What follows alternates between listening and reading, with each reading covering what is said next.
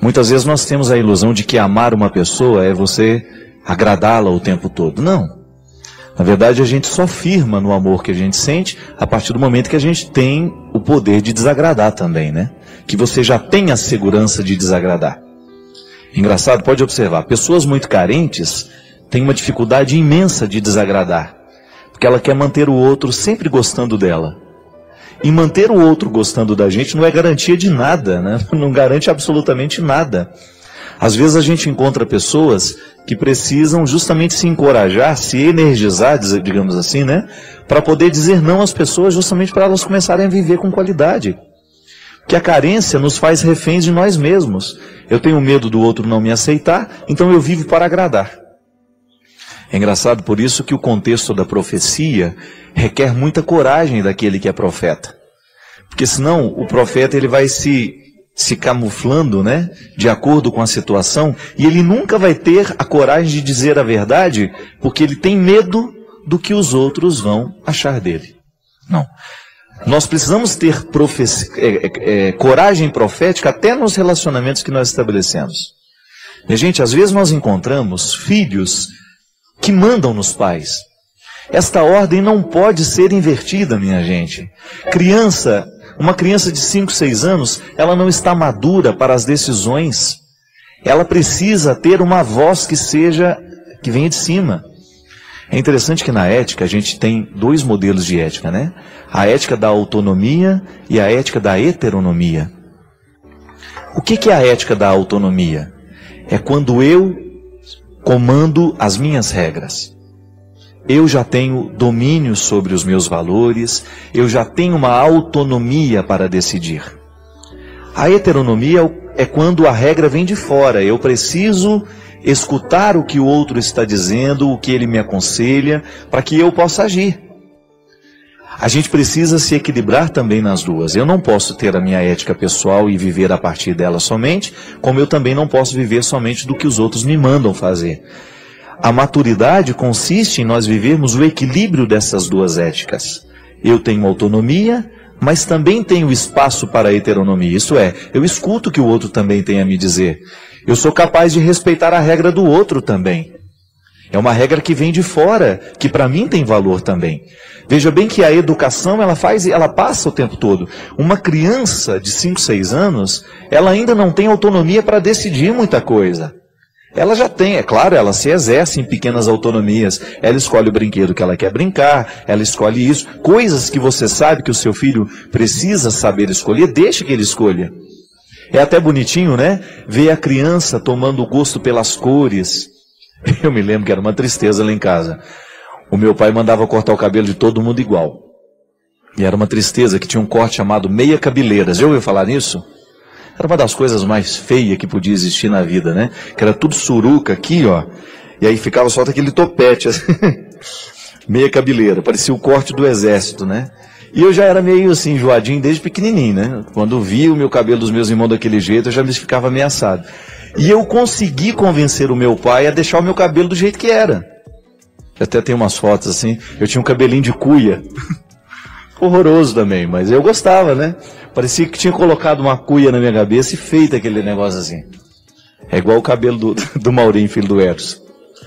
Belezinha, um capacetezinho assim. Maurinho é lindo. E eu me recordo que naquele, igualzinho do China, do meu antigo diretor aqui, tá lá em Portugal.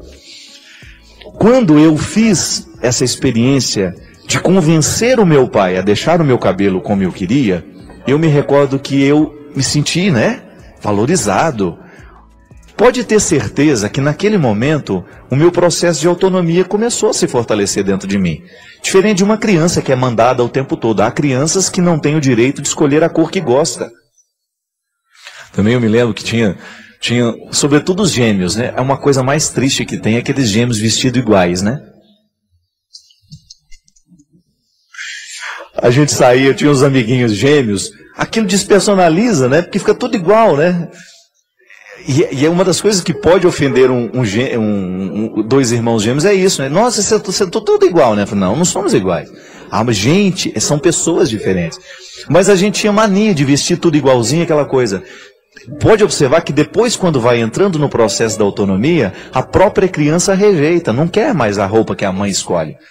Claro, tudo isso tem limite, mas é bom você perceber que a criança vai se exercitando e crescendo nessas vontades. Agora, pelo amor de Deus, quando você percebe que o seu filho está querendo escolher o que ele ainda não está preparado para escolher, e você permite, você está permitindo uma agressão moral nessa criança.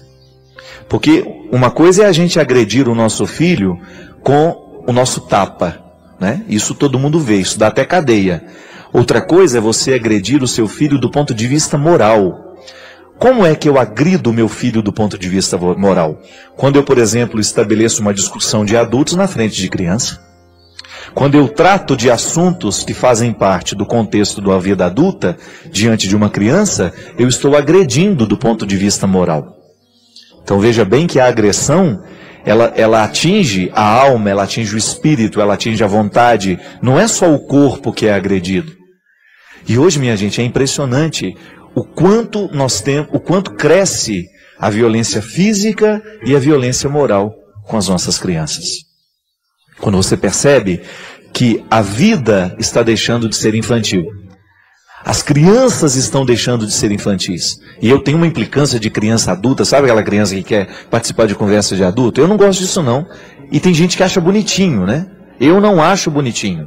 Não acho interessante que uma criança de 4 anos tenha comportamento de adulto e que fique querendo dar palpite na conversa de adulto. Não. Criança é criança. E nós precisamos saber respeitar essas fases da vida, porque senão daqui a pouco nós seremos agressores. E eu me recordei que no meu livro, Quem Me Roubou de Mim, eu trato uma história justamente a partir desta agressão que uma criança sofre no momento em que ela não é corrigida.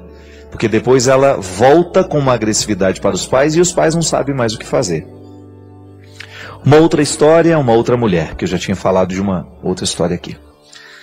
Nessa mulher não existiam marcas de violência. O que havia era uma expressão de cansaço num rosto que parecia ter envelhecido antes do tempo. O rosto é o retrato da história vivida. Nela o sofrimento não nasceu de agressões de um marido que não soube amar, mas de um filho que aos 9 anos de idade assumiu o comando da casa. Um filho sem limites, agressivo e totalmente arredio a qualquer forma de regra. Contou-me que o casamento havia terminado poucos meses antes. O marido, incapacitado de transformar a relação que ela estabelecera com o filho, resolveu ir embora definitivamente.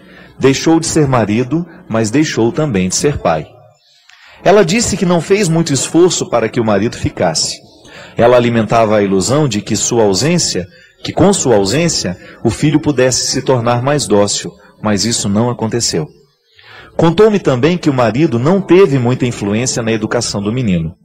O trabalho lhe retirava rotineiramente da vida familiar e nas poucas vezes que tentava alguma forma de repreensão, a mãe o desautorizava severamente. Envergonhada, ela confessou-me que por 2 vezes o menino a agrediu fisicamente. Na primeira ocasião, a reação agressiva foi pelo simples fato de ela ter passado pela sala sem perceber ter levado com o pé o cabo do videogame. Ele arremessou-lhe uma tesoura e machucou-lhe a perna. A segunda agressão resultou de uma pergunta corriqueira, coisa de quem ama. A mãe perguntara se o filho já havia tomado café. A envelhecida mulher salientou um detalhe interessante. Confessou-me que mais doído que receber uma agressão física do próprio filho era ouvi-lo dizer que ele desejava matá-la. Depois disso, ela percebeu que precisava de ajuda. Recorreu a uma psicóloga, mas o menino se recusou a entrar no consultório.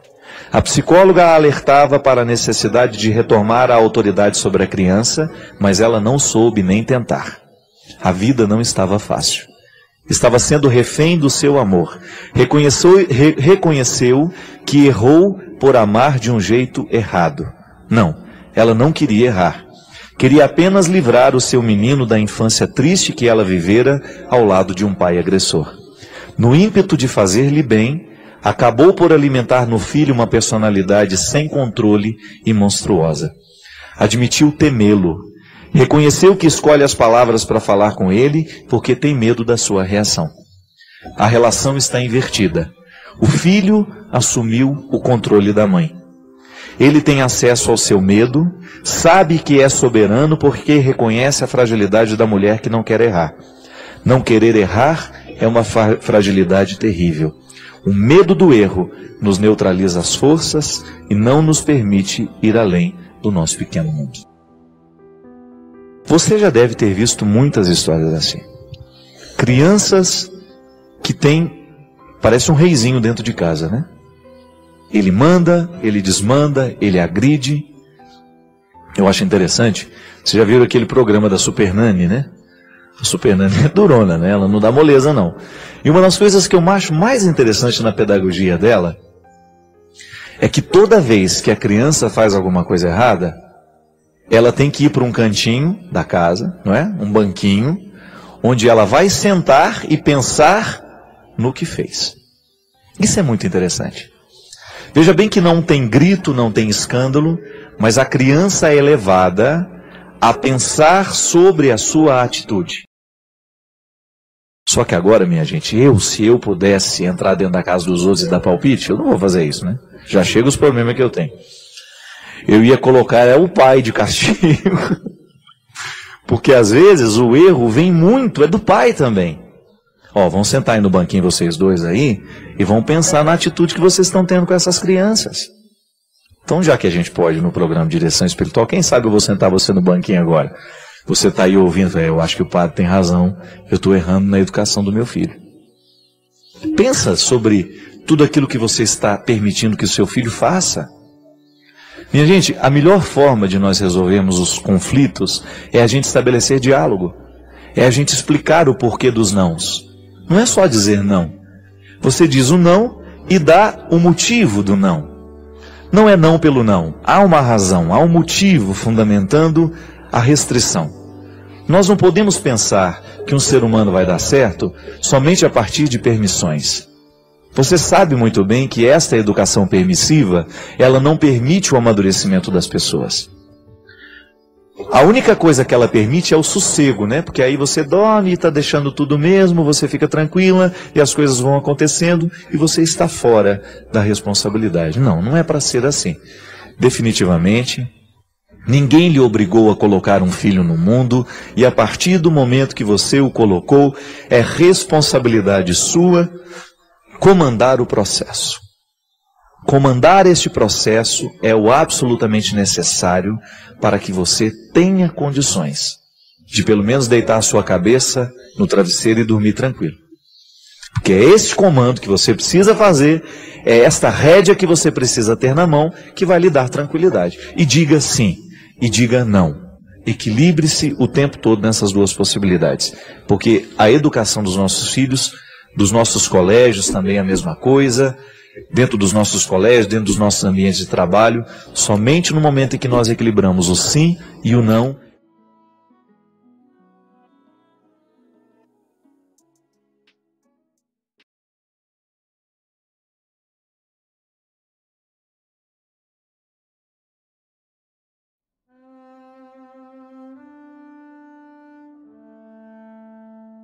Uma frasezinha simples que Jesus é um tapa na cara da gente. Que às vezes nós ficamos querendo compreender a complexidade das coisas, fazendo muitas perguntas sobre Deus, mas a gente não tem coragem de perguntar a nós mesmos isso. Eu perdoo da mesma maneira como quero que Deus me perdoe? Ou eu ainda não sou capaz de ter um coração simples, amoroso, que entende o mal que o outro tantas vezes está pronto para cometer? Mas veja bem como é interessante. O enfoque de Paulo é que o cristão se posicione dentro da comunidade numa perspectiva de exercitar constantemente consigo mesmo exercitar-se diariamente numa conversão que lhe faça sair do seu egoísmo para viver comunitariamente, sempre pensando no bem comum. Quando eu penso no bem comum, eu tenho que necessariamente abrir mão do meu mau humor, da minha falta de caridade, da minha falta de justiça, da minha fofoca, porque senão eu não construo o bem comum. Como é fácil identificar, no meio de tanta gente, aquela pessoa que tem o dom de conciliar, de ajudar a resolver conflitos. E você identifica logo também quem é o que causa confusão, quem é o mais difícil, quem é aquele que coloca empecilho em tudo. E aí você percebe que o jeito de ser é também um pouco fruto da escolha. Sim, que com o tempo nós vamos perdendo a capacidade de reconhecer o que verdadeiramente nos salva. O que me salva são as forças do meu batismo. Eu estou aqui, com todas as sementes da salvação dentro de mim. Eu só preciso fazê-las florescer. Às vezes na nossa oração nós fazemos a mesma coisa. Nós ficamos pedindo o irrisório, quando Deus, na verdade, precisa nos dar muito mais que isso. Ah, padre, mas por que Ele não dá então? Sabe por quê? Porque quando eu estou preso no meu querer, eu não consigo mover a minha vontade para que o agir de Deus aconteça em mim. O imaturo vai sempre prejudicar a ação de Deus, porque a ação de Deus, ela depende da nossa reação. Porque Deus quis que fosse assim. Deus pede o agir humano, sempre. Até para abrir o mar vermelho, o povo teve que colocar o pé na água. Quando Moisés estava apavorado, sem saber como iria fazer para atravessar aquele mar, ele corre lá, o que Deus diz para ele? Ah, peraí Moisés, eu vou resolver seu problema. Não. Ele dá uma ordem, fala para o povo caminhar. Fala para que o povo continue caminhando. E somente na hora que aquele povo começou a colocar os pés na água, é que o mar se abriu. O povo precisou fazer a sua parte. O povo precisou manifestar a sua confiança. O povo precisou exercer a sua vontade. Nós queremos a libertação. Então, ao colocar o pé na água, o agir de Deus se tornou uma realidade. E é por isso que a conversão será sempre para nós um exercício de deixar de lado as situações que nos privam de nós mesmos.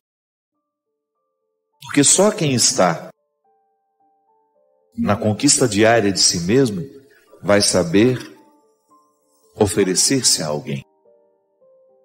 Caso contrário, se não houver essa busca pessoal por ser de si mesmo, nós não teremos condições de nos oferecer a alguém.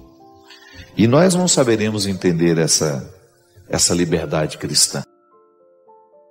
Uma palavra errada que você diz a um filho, uma palavra errada que você diz a alguém a quem você tem autoridade afetiva sobre ela. Eu, como padre, é um perigo eu machucar definitivamente o processo de fé de uma pessoa por causa de uma palavra cruel que eu posso dizer. Sim, e também o outro na minha vida. Palavra machuca. É a coisa mais preciosa que nós podemos ter na vida, é a palavra. Mas ela pode matar, mas ela também pode fazer viver. Um carinho pode matar, pode. Se ele for mal intencionado, se ele for abusivo, se ele for desrespeitoso, se ele estiver quebrando uma inocência. Tudo nos é permitido, mas nem tudo nos convém. Por que nem tudo nos convém? Porque se eu identificar que aquele comportamento, que aquela escolha vai me prejudicar na minha relação com a minha família, com a minha casa, com aqueles que diretamente estão ligados a mim, por amor a eles, eu preciso não aceitar. Eu preciso retirar da minha história. Livre-se. Livre-se do cristianismo de vitrine. Não transforma ninguém. Queira O cristianismo que te coloca uma única lanterninha na mão, que é a misericórdia de Deus, para você ter condições de descer ao porão das suas necessidades, dos seus pecados, das suas misérias. Não se iluda com a vitrine, lá onde você está bonito, iluminado e admirado pelos outros. É lá no fundo, é no calabouço. O cristianismo é um movimento que nos faz descer as escadas. Quanto mais eu desço essas escadas, mais eu vou conhecendo as estruturas da minha vida. E volto a dizer, quando nós vivemos os benefícios dessa transformação que o Evangelho nos traz, aqui inclusive tem uma passagem que eu gosto muito. São Paulo chama isso de trazer para a vida do homem a glória de Deus. Então na oportunidade que eu tenho de substituir as minhas realidades humanas, que são naturalmente precárias, porque eu sou humano, por mais que eu consiga ser uma pessoa boa, eu sempre tenho a minha natureza humana que é invejosa, encrenqueira. Então eu tenho um contexto de realidades humanas que eu preciso administrar o tempo todo. Mas a minha vocação cristã me coloca na possibilidade de ter essa glória de Deus em mim. Mas eu preciso buscá-la, tornar-se um referencial de pessoa que é capaz de converter o que é feio em bonito, de acender uma luz por onde passa, de ser uma luz no alto da serra. Sim, minha gente, nós não temos outra pretensão. É essa. Então eu quero ouvir esse conselho de Jesus aqui. Eu não quero dar ordens a Deus. Eu quero ouvir dele o seu conselho. E o momento de oração, o momento da contemplação, é um momento privilegiado de ouvir a voz do Senhor na nossa vida. É claro que na nossa oração nós temos o direito de dizer a Deus o que a gente quer, o que a gente precisa. Mas o silêncio, ele será muito mais eficaz, sabe por quê? Porque nem sempre a nossa palavra alcança o que de fato a gente precisa pedir a Deus. Porque pode ser que o que eu queira que Deus faça para a minha vida não seja o que de fato eu preciso. Às vezes o meu querer é muito superficial. E eu fico insistindo em pedir a Deus aquilo que eu quero. E pode ser que ainda não tenha acontecido e eu fico chateado com Deus, mas é porque aquilo que eu quero não é o melhor para mim. Então é tão mais interessante a gente ficar diante de Deus, dando a Ele a liberdade de nos mover, né? De nos dar aquilo que de fato a gente precisa, ainda que a gente não saiba o que é. Sim, precisamos tomar cuidado com isso.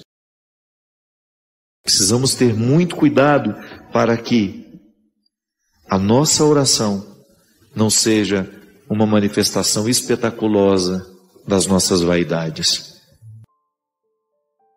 A nossa oração, ela precisa ser um movimento da nossa alma que nos leva na direção de Deus e depois nos devolve na direção dos nossos irmãos. É o que eu desejo a você. Muita coragem para que, munido dessa lanterna da misericórdia, você tenha coragem de descer no mais profundo do seu ser e iluminar, deitar luz sobre tudo aquilo que é obscuro na sua vida. Às vezes eu encontro algumas pessoas que estão sempre amarguradas, sempre deprimidas, sempre desconfiadas por causa dos relacionamentos que estão tendo. Espera aí. Se aquele relacionamento que você diz que é amor não está gerando em você uma postura saudável, cuidado. Pode ser que não seja amor. Porque o amor de verdade, minha gente, ele nos dispõe a viver um crescimento constante. Quem ama cresce o tempo todo. Quando a gente ama alguém, você quer o melhor do outro. E se você não identifica neste querer bem, por exemplo, a liberdade do outro, você querer que o outro seja cada vez mais bem-sucedido, cuidado, Muita gente, no momento em que diz que ama, fica podando o outro de tudo e não permite que o outro cresça. É igual amor de mãe, né? A mãe, num primeiro momento, ela tem aquela tentação de segurar o filho para ela. Mas ela só deixa o filho partir e viver a vida dele no momento em que ela é movida pela força do amor. Ela sabe que ela vai sofrer a ausência do filho, mas o amor que ela sente pelo filho é capaz de lhe ajudar a tomar a decisão pelo sofrimento. Se a mãe não quer sofrer e segura o filho e o impede de crescer na vida, ela está demonstrando que sente um amor absolutamente egoístico pelo filho. É egoísta esse amor. O amor propõe a liberdade o tempo todo. Essa história de querer trancar o outro para que o outro seja meu, isso é conversa. Ninguém consegue viver trancado. Pode observar, toda vez que tentam trancar a gente em alguma gaiola de relacionamento, a gente vai ficando amargurado, a gente vai ficando angustiado. O grande problema é que às vezes as pessoas, elas se acostumaram a serem trancadas, se acostumaram com a gaiola e depois elas não acreditam que possa viver fora dali. Aqui no caso da Juscelia, o namorado saiu antes, porque ela também devia criar cativeiros para ele. Olha, não dá. Como é que nós vamos viver um namoro que só nos faz mal? É preciso ter coragem de romper na hora certa, para que a gente sofra tudo o que tem que sofrer, para depois ficar curado. Às vezes a gente encontra alguns relacionamentos, minha gente, que eles não terminam por causa do medo do sofrimento. Mas aí preferem sofrer a vida inteira, né? Porque quando não toma a decisão na hora certa, quando não faz o rompimento na hora certa, isso vira um inferno para a vida inteira. Já dizia o poeta, né? A paixão do momento não vale o inferno de uma vida toda. A paixão do momento não vale o inferno de uma vida toda. Por que paixão do momento? Não existe amor de momento. Existe a paixão de momento. Uma comparação simples. A paixão é igual a um fogo provocado pelo álcool. Joga um pouquinho de álcool no chão, põe fogo. Quanto tempo vai durar esse fogo? Muito pouco, não é? Muito pouco tempo. O fogo provocado pelo álcool é rápido, porque o álcool não tem consistência para durar. Ele evapora rápido. Agora põe o fogo em lenha. Ele vai demorar, não vai? Dura mais tempo. Ele tem uma função prolongada, porque a lenha alimenta. Eu costumo fazer essa distinção. Paixão é fogo de álcool, que queima rápido. Amor é fogo a lenha, demora, vai tempo e pode ser alimentado, mais bonito. Vai tentar jogar álcool no fogo que já está queimando. No fogo de álcool, vai tentar jogar álcool para você ver? Você morre queimado. O fogo pula em você. A paixão é altamente destrutível por causa disso. Diferente da lenha, que você pode se aproximar, jogar, você alimenta o fogo da lenha com facilidade. O fogo do álcool, ele termina rápido, e se você tenta alimentá-lo com outro álcool, ele pula em você. Quantas pessoas, minha gente, são destruídas pelas paixões? Quantas pessoas, e o Sartre já dizia, né? A vida corre o risco de ser uma paixão inútil. Ele tinha uma visão muito pessimista do mundo, né? Muito pessimista dessa perspectiva da paixão. E é verdade. Quantas pessoas destroem a sua vida por causa das paixões? Paixão é uma coisa que te incendeia. Por que te incendeia? Justamente porque você não sabe o que está acontecendo. O amor tranquiliza, porque o amor você vai tomando posse aos poucos dele. A paixão é de uma vez. O apaixonado fica até meio bobo, né? Ele perde a noção das coisas. Às vezes uma pessoa apaixonada, ela troca uma família inteira por uma pessoa desconhecida.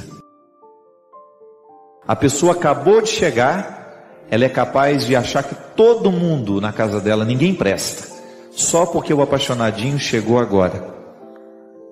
É capaz de desprezar uma família inteira por causa de uma paixão nova. E às vezes paixão, quanto tempo dura? Alguns meses, alguns duram uma semana, alguns duram um ano. E o pior, minha gente, é quando o casal se casa apaixonado. Aí é uma tristeza. Casa a partir do fogo do álcool.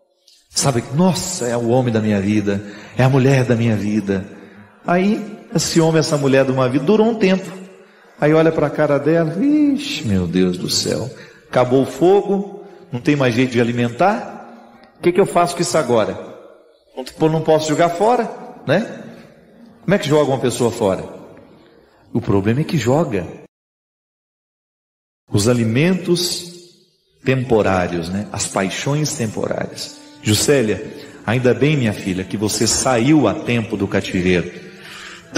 E o mais bonito, abriu a porta para que ele fosse embora também. Minha gente, casar apaixonado, isto é, sob o impulso da paixão, é um risco muito grande. Manter relacionamentos a partir da paixão é um risco muito grande. Relacionamentos só sobrevivem a partir do momento que eles são alimentados pelo amor. O que é o amor? Esse comprometimento, você sabe o que o outro tem de bom, o que o outro tem de ruim, você fez essa matemática, você acha que ainda vai ter muita coisa boa para vir pela frente, e você aposta. A paixão é a visão mágica. É igual, não, veja bem, é interessante porque essa é uma característica dos nossos dias, né? Nós somos muito apaixonados. As nossas decisões são muito apaixonadas. Quantas pessoas começam a cursar uma faculdade porque estão apaixonados por aquele curso? Ai, estou apaixonado por esse curso. Mas calma. Aí começa a fazer, vê que não era nada daquilo que estava pensando, aí abandona.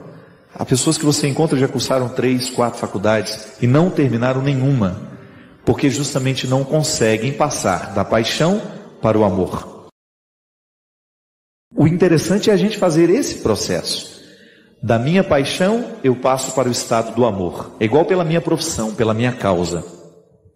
Um dia eu quis entrar no seminário. Eu estava apaixonado pelo seminário, sobretudo por causa de uma piscina que tinha lá no canto lá. Olhei aquela piscina e falei, é aqui mesmo que eu quero viver. A paixão, quanto tempo durou aquilo? 2, 3 meses? Depois acaba. Aí, minha gente, é a hora da gente descobrir consistência na escolha que a gente fez. Senão a gente não fica do lado do outro, a gente não leva até o fim a opção que a gente fez. São 7 anos que eu tenho que buscar o meu amor pela minha escolha o tempo todo. É a minha vida. Eu não exerço uma profissão. É a minha escolha. Eu escolhi ser padre. Você escolheu ser mãe. Você escolheu ser marido, ser mulher. E esta experiência do aprisionamento do outro é justamente quando a gente deixa prevalecer o fogo da paixão e a gente não passa ao fogo do amor à lenha. Quando nós passamos o tempo todo pela experiência do temporário e a gente sobrevive disso, acabou e não resta muita coisa. Basta a gente ver os nossos jovens, né, como eles ficam, como é rápido esse processo, como a fila anda rápido. Meu Deus do céu, existem meninas com 13, 14 anos que às vezes no mês elas ficam com 8, 10 rapazes e se apaixonam toda vez. Mas aí a paixão vai embora logo. Só que aí o que a gente precisa ter consciência é de que essas pessoas elas vão criando marcas muito negativas dentro delas. E a vida afetiva vai virando um caos, justamente por causa desta instabilidade, que repercute em muitos outros aspectos da nossa vida. Às vezes nós não sabemos manter as nossas decisões até o fim, é porque afetivamente a gente não sabe lidar com as pessoas, a gente não sabe alimentar as demoras da vida. A gente vive sempre a partir daquilo que é temporário.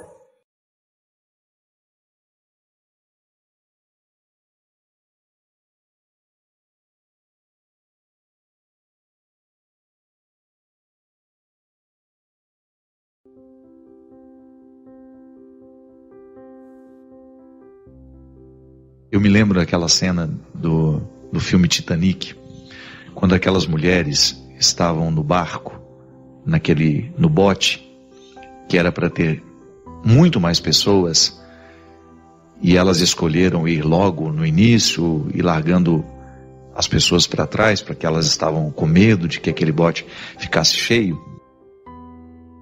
A personagem, que eu não me lembro o nome da atriz, uma atriz que tem uma presença muito marcante no filme, ela diz assim que, enquanto ela via o navio afundando, e aquele bote ainda com espaço para pessoas, e eles não voltaram, porque algumas pessoas que estavam no bote gostariam de voltar para buscar mais gente, mas a maioria não quis. Então ela tem uma cena no filme, eu não me lembro exatamente a frase que ela diz, mas ela se reporta a um perdão que nunca chegou para ela, pelo fato de não ter voltado para buscar quem ainda precisava dela. Um perdão que nunca chegou. Digamos que essa mulher tenha confessado que isso fosse real, dentro daquele contexto do naufrágio, que o naufrágio foi real, mas digamos que ali, naquele momento, em que alguém dentro daquele bote, que caberia ainda mais 20 pessoas, mais 30 pessoas, tenha se sentido incomodada com a atitude de não voltar para buscar, tenha contado isso a um padre, e foi absolvida pelo pecado. Só que recebe-se o perdão de Deus, mas tem uma dimensão humana desse perdão, minha gente, que se a gente não encontra, é como se o perdão de Deus não provocasse dentro de nós as consequências. Sabe? É como se eu ficasse privado de um desdobramento daquele perdão recebido. Porque o ser humano, em última instância, ele sempre vai querer essa coerência pessoal. Isso é um fruto da conversão em nós. Pode observar, quanto mais você mergulha em Deus, quanto mais honesto for o seu processo de fé, maior vai ser o seu desejo de ter uma coerência pessoal. A coerência que dá liga à nossa vida. Quando você percebe que você está costurado por dentro, você está alinhavado a uma convicção e que as suas atitudes estão alinhavadas a esta convicção. A gente precisa se perdoar todos os dias. É impressionante como nós temos necessidade de perdoar a gente todo santo dia. Por aquilo que a gente não conseguiu, por aquilo que a gente não alcançou. Eu falava aqui no início, né? Eu posso muito bem quebrar a minha dieta, que é um propósito simples na minha vida. Chega no final do dia, a consciência está igual um chumbo. Não é assim? E eu preciso me reconciliar, porque se eu não me reconcilio, eu me esculhambo na minha dieta. Eu relativizo. Eu já comi aquele doce mesmo. É assim que o inimigo vai encontrando brechas na nossa personalidade. Às vezes a gente encontra pessoas que são tomadas pelo diabólico, pelo tanto de brechas que essas pessoas foram abrindo na sua vida para que o diabólico crescesse. Isso nos acontece, minha gente, através de coisas muito simples. Quando nós relativizamos um valor para nós, é um valor, aquilo é uma preciosidade para mim. Se a gente relativiza, aquilo provoca um estado de incoerência. E essa incoerência vai infelicitando a gente. Uma pessoa incoerente é uma pessoa infeliz, sim. A incoerência gera infelicidade. Então, quando eu busco esse perdão de Deus, e naturalmente faço alguma coisa para que o meu pecado seja também perdoado por mim, porque Deus perdoa sempre. Deus perdoa sempre. Nós acreditamos na misericórdia divina, que comporta justiça, claro.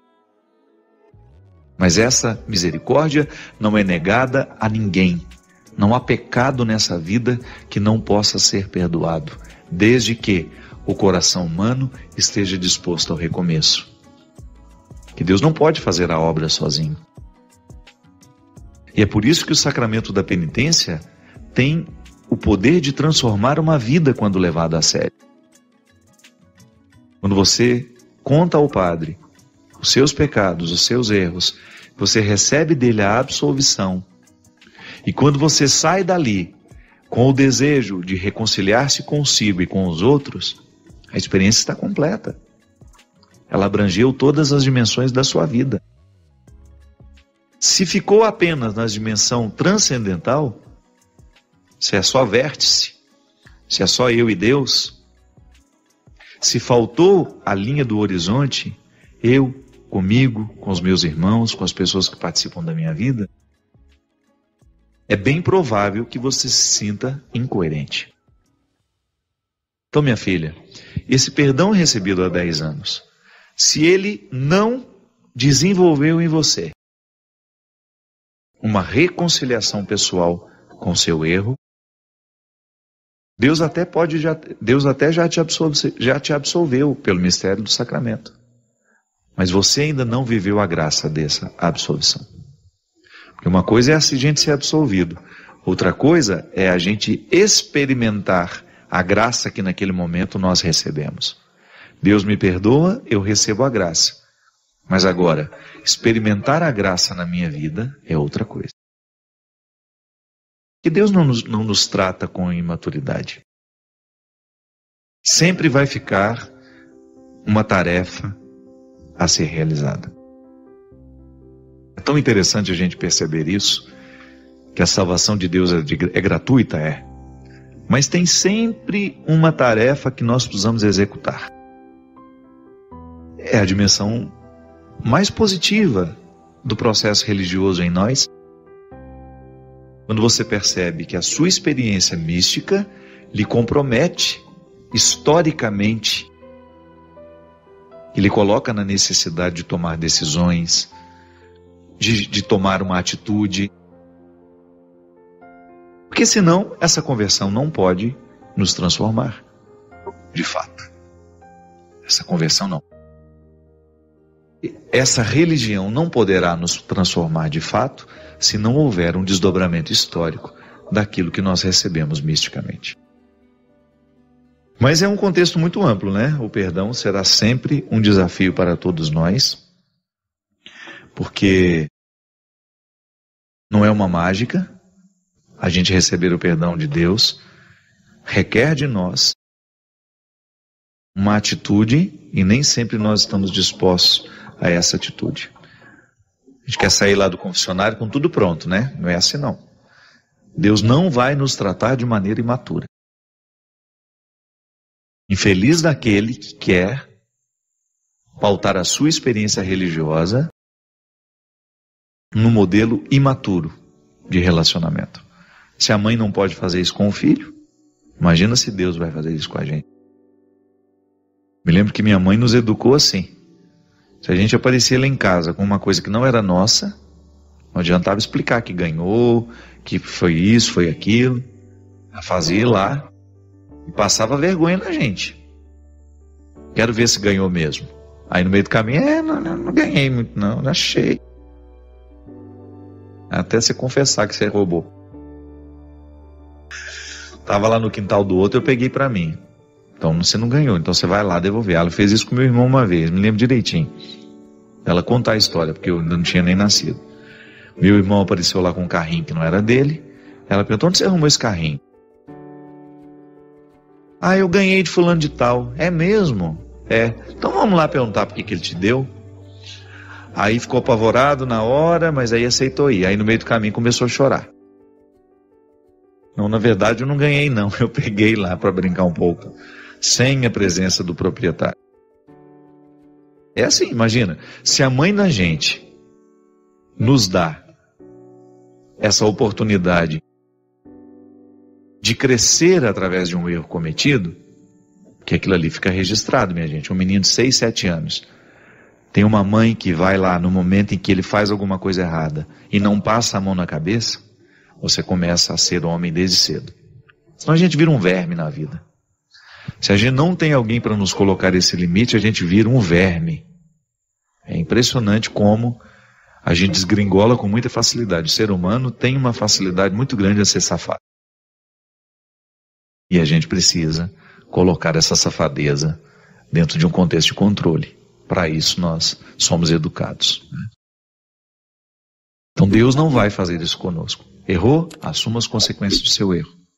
Eu lhe perdoo, eu lhe dou a graça para recomeçar, mas faça a sua parte. No Santo dos Santos, nós entramos só nus. Talvez seja a coisa que mais me dói como homem. Não é como padre. Talvez seja o sentimento que mais me machuca. É quando eu vejo um discurso religioso negando a outro o direito de ser recebido por Deus.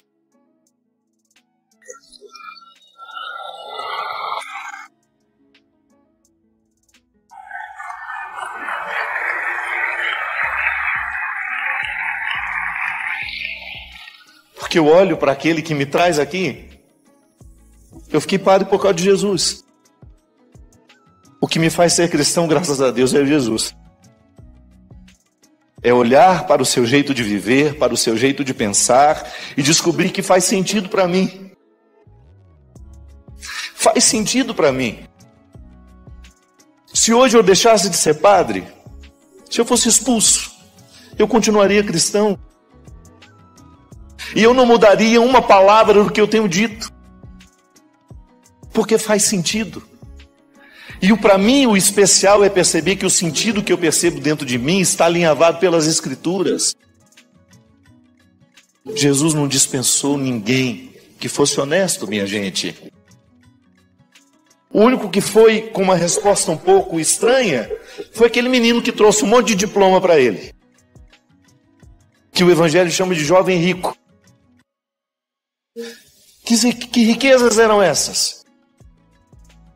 Todas as que impediam de chegar ao Santo dos Santos, que é aquele lugarzinho estreitinho dentro do templo, onde só os sacerdotes tinham o direito de entrar uma vez por ano, era o lugar privilegiadíssimo do encontro, e que é ressignificado por Jesus no momento em que ele encontra com a samaritana. Aquela mulher estava privada, ela era rejeitada, ela tinha uma cultura de rejeição dentro dela. Ela era rejeitada por ser mulher, ela era rejeitada por ser samaritana, era rejeitada por ter uma vida absolutamente incorreta. E Jesus diz para ela: se quiser, você não só pode entrar dentro do templo, você pode entrar ao Santo dos Santos. É o lugar mais especial. Ele não usou essas palavras para ela. Mas você deduz que o que ele estava sugerindo para ela era isso. Livre-se das rejeições que os outros colocaram dentro de você. Livre-se das rejeições culturais, livre-se das rejeições religiosas, de tudo aquilo que foi um discurso desonesto, que não compreendeu quem você era, porque foi feito a partir de um homem ou de uma mulher que também não compreenderam quem eles eram. Seja honesto. Quando for evangelizar alguém, quando for evangelizar os seus filhos, seja honesto. Olhe-se. E também encontre essas rejeições que estão tão arraigadas dentro de você. Sim, todos nós aqui, de alguma maneira, um dia, foi nos colocada essa compreensão tão equivocada. Deus tem dificuldade com você, viu? Por isso. Mas eu estou te falando isso porque te amo. Ah, tá. É o último da fila que ele escolhe. Você olha para os apóstolos, os discípulos que Jesus quis com ele. Eu não escolheria nenhum deles. Aí você, num determinado momento da sua vida, se sente menos cristão por isso? Porque você tem dificuldade de sentir-se amado? Porque o resultado da sua vida não é satisfatório? Não é o suficiente para você sentir que Deus possa ter um carinho por você? Nós estamos errando. Em algum lugar nós estamos errando terrivelmente. Porque se nós provocamos isso nas pessoas, se nós estamos colocando uma indisposição entre elas e Deus, de alguma forma nós estamos errando na construção dessa palavra, na construção desse discurso. Eu não sei o que restou de você. Eu não sei quantos anos você tem de cristianismo. Eu não sei quais foram as batalhas que você precisou enfrentar. Quantas pessoas olharam com desdém para você. Quantas pessoas ainda olham nos dias de hoje não acreditando na sua luta. Eu não sei quantas pessoas olharam com desprezo para você pelos erros que você havia cometido ou pelas próprias escolhas erradas que você fez, não sei.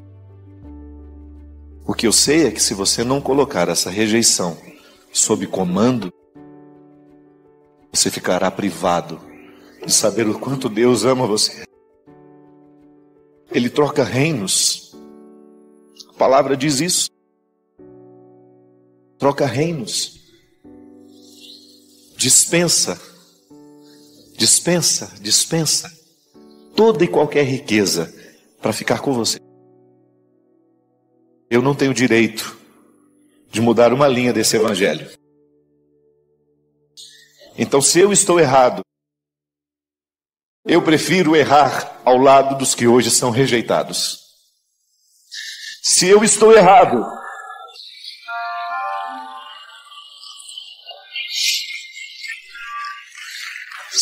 errado, nas minhas convicções que me foram dadas pela minha experiência com Jesus, eu não me importo de ser condenado depois. Porque essa condenação em vida eu não quero viver. Saber que em nome de Deus eu desprezei alguém. Saber que em nome de Deus eu tornei a vida de uma pessoa pior do que já era. Essa condenação em vida, minha gente, eu estou consciente que não quero viver. Volto a dizer, não sou um homem conivente com o pecado. Em nenhum momento da minha vida vocês vão me ver conivente com as estruturas diabólicas que nos rondam, que matam os nossos filhos, com as mentalidades que estão cada vez mais diabólicas e socializadas. Não estou falando disso. O que eu não quero é perder a oportunidade de anunciar esse Deus amoroso, libertador. Provoca uma vida nova em toda criatura que honestamente dele se aproxima. E se hoje você é essa criatura, para isso eu vim aqui.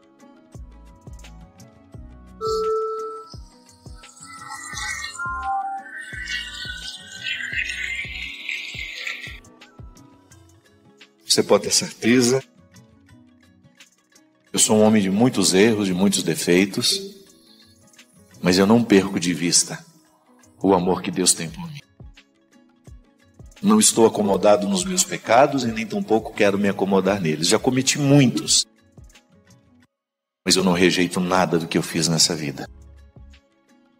Porque é justamente o que eu fiz na minha vida, de certo e de errado, que me trouxe aqui hoje e que me...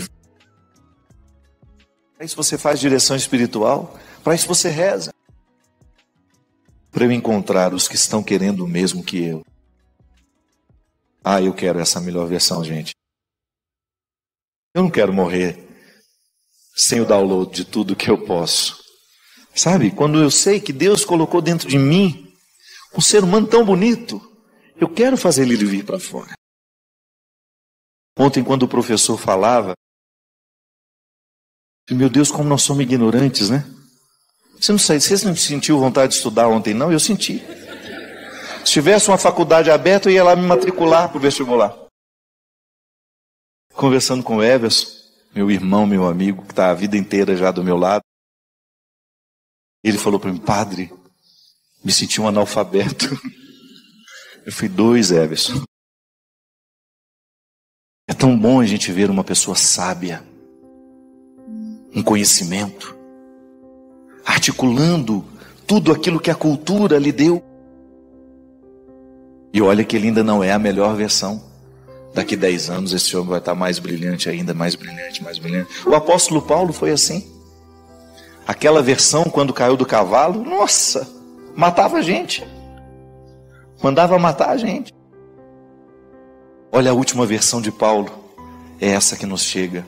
Um homem brilhante que conseguiu compreender a liberdade humana, que compreendeu Deus inerente ao homem, o homem inerente a Deus. Quando eu olho, eu não sou ainda a última versão que posso. Tenho tanta coisa a buscar dentro de mim. Então, para isso, eu preciso olhar bem para as pessoas que eu deixo me influenciarem. Sabe, isso é sério. Se eu insisto numa ambiência fútil, esqueço, não vou crescer. Agora, se eu me cerco de situações e pessoas que vão me ajudar a avançar, 5 pessoas? Existe a média, né? Falam que o estudo que nós somos a média das 5 pessoas que a gente mais convive. Se a gente convive com pessoas que nos influenciam de forma negativa, a gente vai se tornando como elas. Sério isso, não é? Quem são as suas 5 pessoas?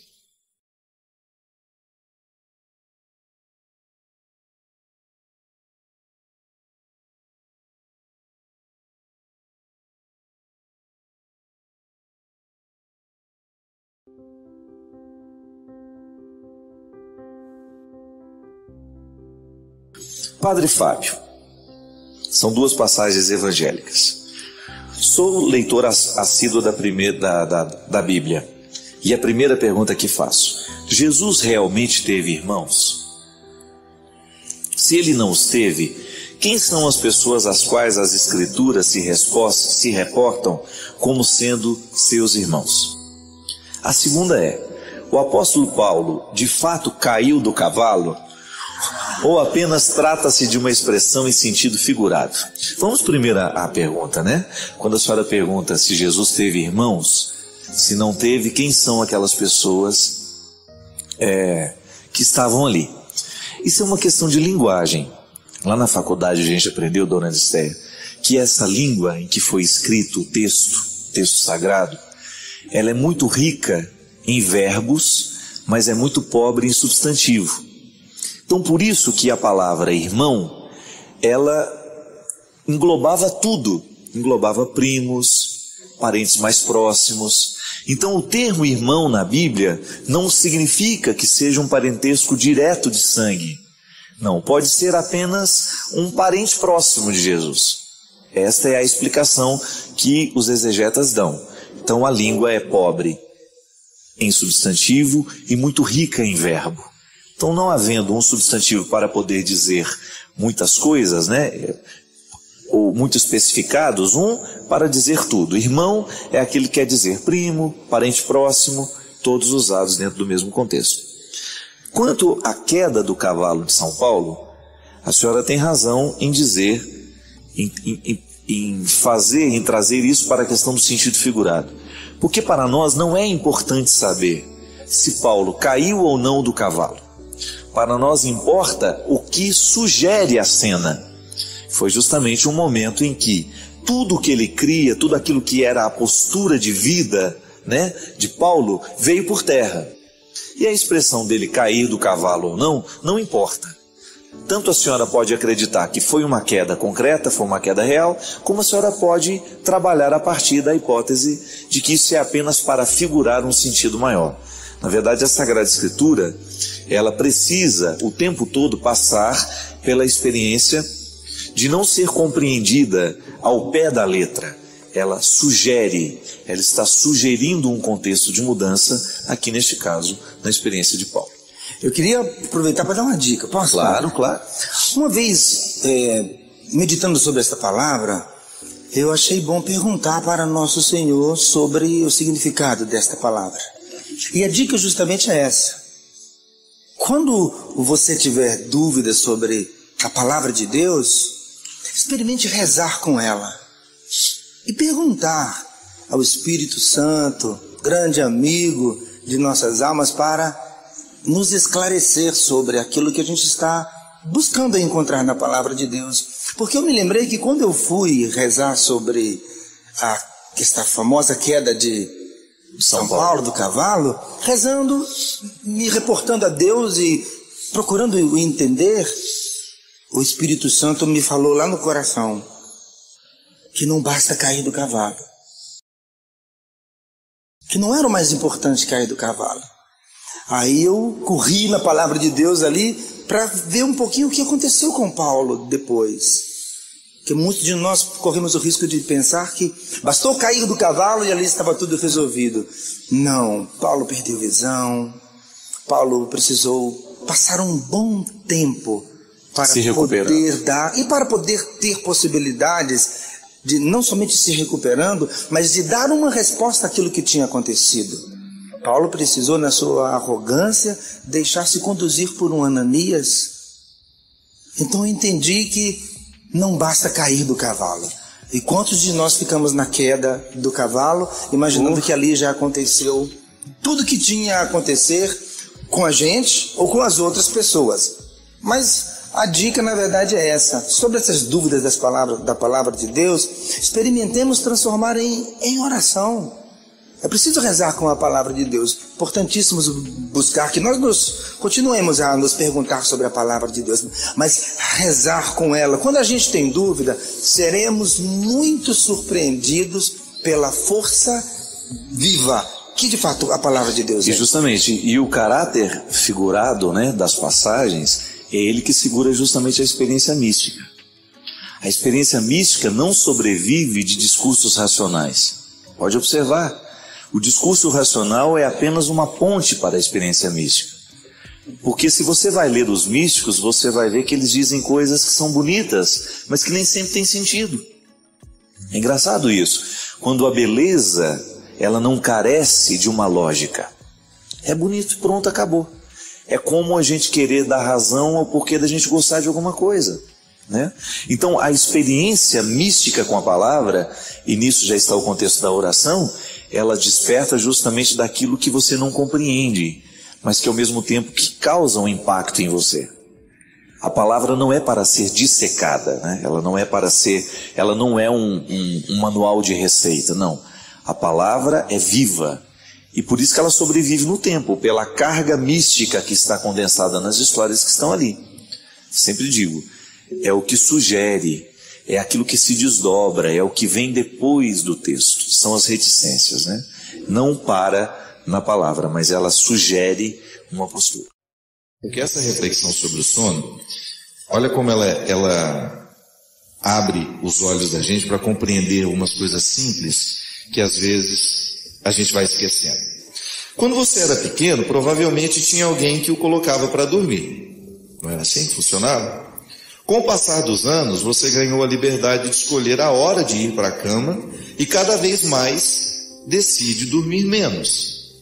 Com a vida cada vez mais repleta de opções de entretenimento, livros e revistas acumulam-se nas prateleiras. E os laptops com programações infinitas, redes sociais que surgem na velocidade com que os grupos no WhatsApp se multiplicam, precisam ser silenciados para uma noite mais tranquila, entre outros fatores. O dia parece ficar cada vez mais curto e começamos a ir para a cama cada vez mais tarde.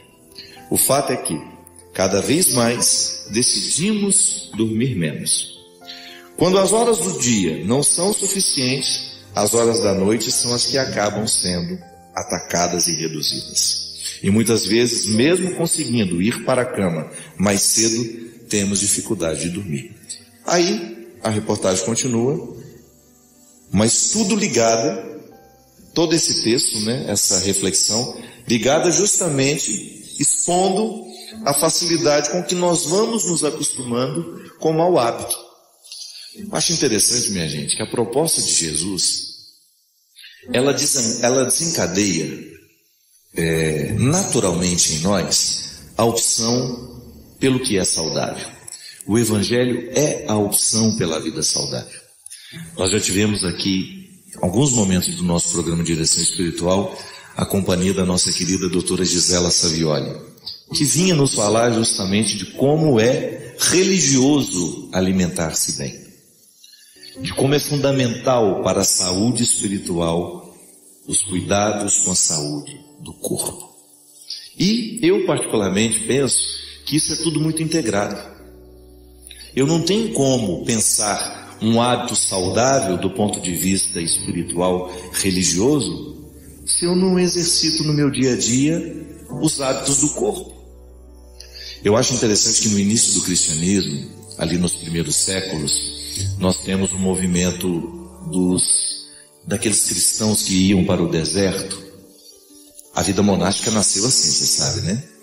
Santo Antão é um homem que viveu no terceiro século e ele inaugura uma nova forma de compreender o Evangelho, que é justamente exercitando no corpo as virtudes da alma.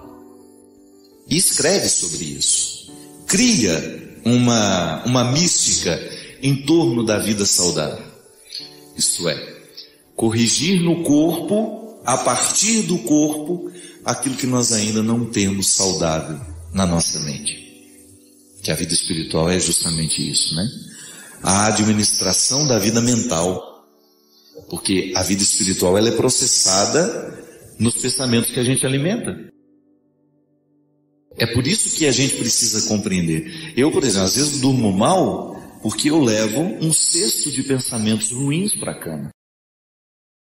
Onde é que a minha vida cristã vai atuar nessa purificação? De julgar fora, de purificar os pensamentos que estão sendo cruéis comigo. Eu acho interessante porque Jesus, ele liberta as pessoas justamente de seus pensamentos opressivos. Faz com que essas pessoas tenham uma nova visão sobre si mesmas. Isso é fantástico, porque é transformador, é revolucionário. Eu experimento isso como evangelizador. No meu trabalho, eu vivo o tempo todo em torno da evangelização. Eu faço muitas coisas, mas todas elas estão ligadas ao meu trabalho evangelizador. Eu acredito na possibilidade de transformar as estruturas do mundo a partir das pessoas que eu encontro, porque eu estou em processo de transformação. Eu quero evoluir o tempo todo. Eu quero me tornar um ser humano melhor. E eu começo aqui, no pensamento que eu alimento. Por isso que eu dizia no início do programa que é muito perigoso eu alimentar a minha vida com hábitos ruins, sobretudo os que são trazidos à minha mão através deste aparelho aqui. Eu clico aqui e estou tendo o mundo dentro do meu quarto, depende do lugar onde eu abro. E coisas boas estão chegando, coisas ruins também, e aqui eu vou fazendo essa triagem. O que eu levo para a minha vida? O mundo me visita, desculpe mesmo, vou corrigir, o imundo me visita e o mundo também me visita. O mundo é aquilo que está em ordem, que está bonito, que está ordenado, que está harmonioso e que me motiva a viver assim também. Então, eu recebo uma palavra harmoniosa que naturalmente cai sobre as minhas desarmonias e me motiva a consertar as desarmonias que estão dentro de mim. Então é assim que o Evangelho vai provocando a mudança. Eu faço isso o tempo todo. Eu acredito na possibilidade que uma reflexão tem de destravar a nossa mente para a gente pensar melhor e naturalmente ir fazer escolhas melhores. A gente vai dormir melhor. A gente vai descansar um pouco mais. A gente vai viver de maneira mais saudável. Agora, se eu levo para a cama os meus rancores, as minhas mágoas, tudo aquilo que foi desagradável ao longo do meu dia, é bem provável que eu não consiga ter uma boa noite. Então, as minhas escolhas, elas vão definir a qualidade da minha vida, do ponto de vista físico e também do ponto de vista espiritual.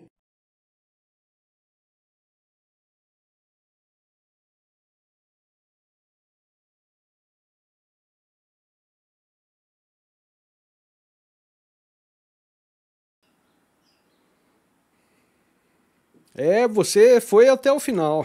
Isso é mais do que assistir a um vídeo. É um ato de atenção num tempo em que quase ninguém escuta até o fim. Mostre nos comentários de onde você está nos acompanhando e, se quiser, espalhe esse conteúdo para alguém que valorize isso tanto quanto você. Valeu, um grande abraço e até o próximo vídeo. Tchau, tchau.